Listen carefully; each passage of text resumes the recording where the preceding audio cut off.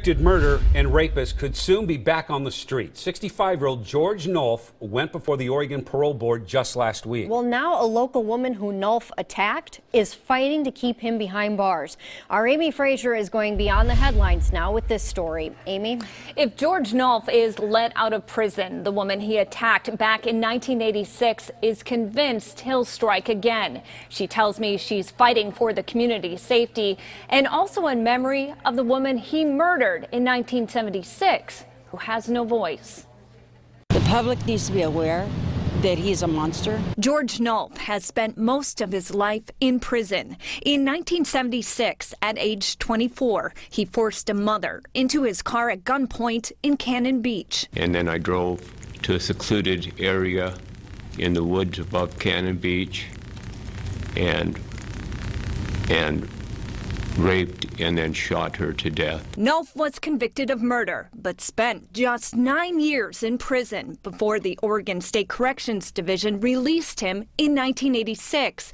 2 months later, he raped his Portland neighbor at gunpoint, victimizing her for hours before she managed to escape. I feel like the system has failed us.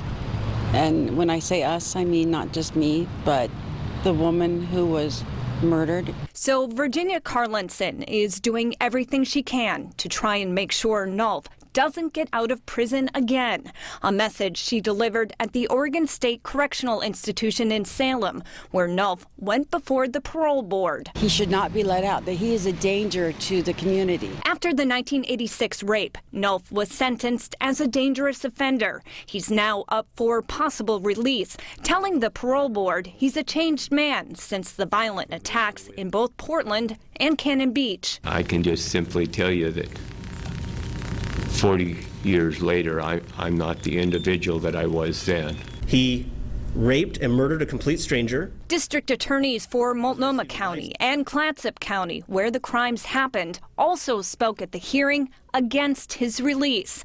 It's now up to the parole board to decide. And now we're back here again, hoping that the system does not fail me along with another innocent woman or child or who knows. And the parole board is expected to make a decision within the next 30 days. We'll let you know what they decide. Reporting live in the newsroom, Amy Frazier, KOIN 6 News.